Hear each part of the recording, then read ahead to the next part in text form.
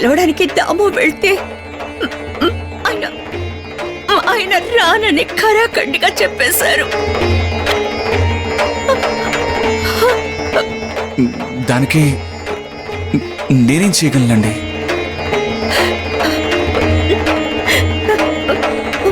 వైద్యుడి గారికి సక్కు అంటే చాలా అభిమానం. సక్కు ఒక్క మాట చెప్తే ఆయన తప్పకుండా వచ్చి వైద్యం చేస్తారు.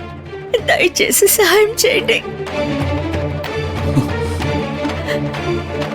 సక్కుని నా వెంట పంపితే నాకు పెద్ద ఉపకారం చేసిన వారవుతారు. నీ భర్త వల్ల మేం చాలా ఇబ్బందులు పడుతున్నాం. ఇక మా సఖునైతే ఆయన లేదు, కుదరదు. మా సఖుని మేము అస్సలు పంపించాం. అవును, అయ్యగారు మా పట్ల చాలా క్రూరంగా వ్యవహరించారు. మీ సక్కుని నాకిచ్చి వివాహం చేయండి. నాకు మీరంటే చాలా గౌరవం ఇంకా మర్యాద. కానీ దయచేసి మమ్మల్ని ఇందులోకి లాక్కండి.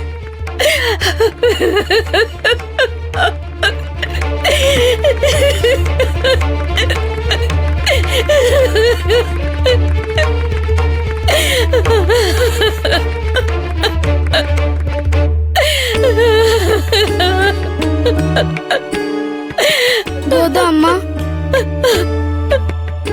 బాధపడకండి.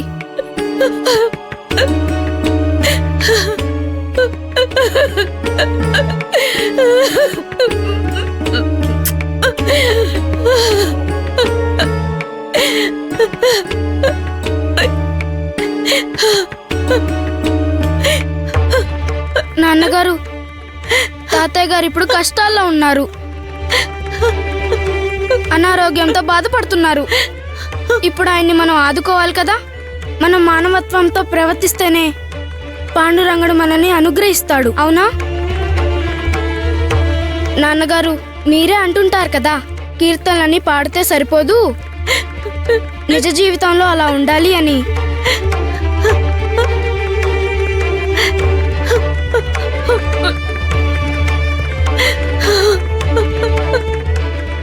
బామ్మ, గోదా అమ్మతో పాటు నేను వెళ్ళనా? చెప్పు బామ్మ, నేను గోదా అమ్మతో పాటు వెళ్ళనా?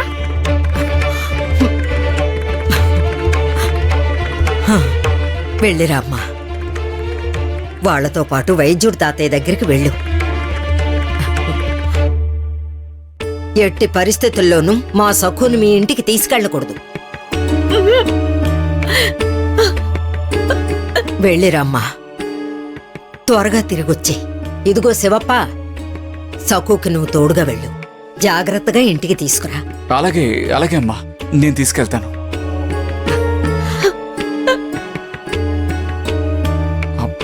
పద సకు.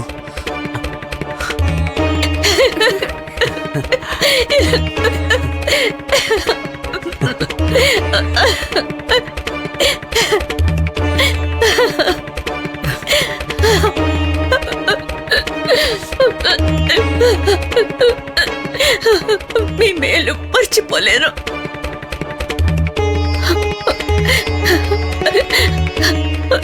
ఆయనంత చెడ్డవారైనా నా భర్త కదా, అందుకే వచ్చాను.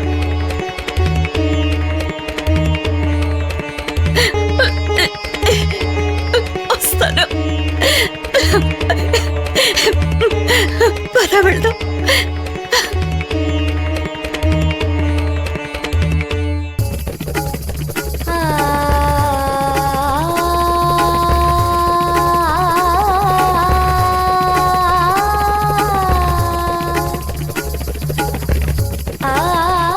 ఈ కాలంలో ఇంత మంచితనం పనికిరాదు ఉమా. వాడు దుర్మార్గుడని తెలిసి కూడా సక్కు సహాయం చేయడానికి వెళ్ళింది. శివప్ప చాలా అమాయకుడు, సక్కు కూడా అమాయకురాలే. వీళ్ళెలా బతుకుతారో ఏంటో.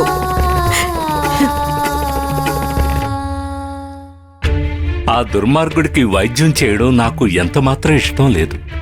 మీరెంత బతిమలాడినా నేను రాలేను. నేనా దాముకి స్పష్టంగా చెప్పి పంపించాను కదా, మళ్ళీ మీరెందుకు వచ్చారు? ఆయన ఎంతో మందిని కష్టపెట్టాడు. ఇవాళ ఆయనకి కష్టం వచ్చింది. ఒకసారి బాధను అనుభవిస్తేనే ఆయనకి బుద్ధి వస్తుంది. దయచేసి నువ్వు నన్ను ఇబ్బంది పెట్టకు శివప్ప. దయచేసి అలా అనకండి తాతయ్య. మీ నాన్నగారిని ఎంతగానో ఇబ్బంది పెట్టినా ఒక వ్యక్తి ప్రాణాలు మీరు కాపాడారని మీరు నాతో చెప్పారు కదా, గుర్తుందా మీకు? ప్రాణాపాయంలో ఉన్న వాళ్ళని కాపాడడం వైద్యుని ప్రథమ కర్తవ్యం, అతను శత్రువు అయినా సరే. ఇది మీరే నాకు చెప్పారు. మరి మీరెందుకు ఆచరించడం లేదు? మనం చేసే ప్రతి పనిని పాండురంగడు గమనిస్తూ ఉంటాడని నాన్నగారు చెప్పారు. ఇప్పుడు ఆయనకి వైద్యం చేయను అనడం తప్పు కదా. ఒక మనిషి ప్రాణాలు కాపాడడానికి మీరు వెనకడుగు వేస్తున్నారు.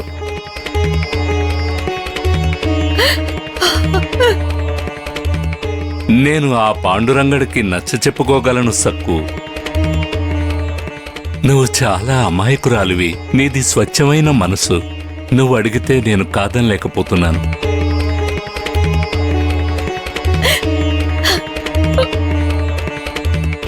నీకు అర్థమయ్యేలా ఎలా చెప్పాలో తెలియడం లేదు. నీ అభ్యర్థనని నేను తోసిపుచ్చలేకపోతున్నాను.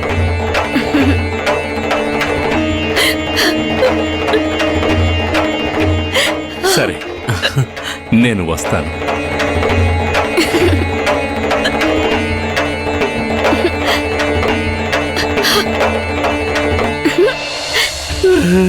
చాలా నొప్పిగా ఉంది. అయ్యగారు, వైద్యుడు గారు వచ్చారు.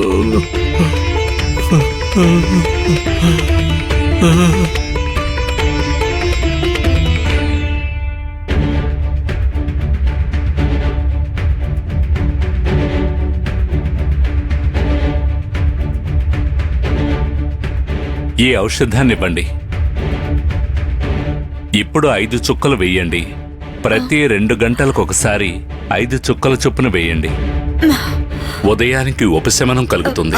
అలాగేనండి, ఇస్తాను. వంటగదిలోకి వెళ్ళి ఒక చెంచా తీసుకురా. అలాగమ్మా.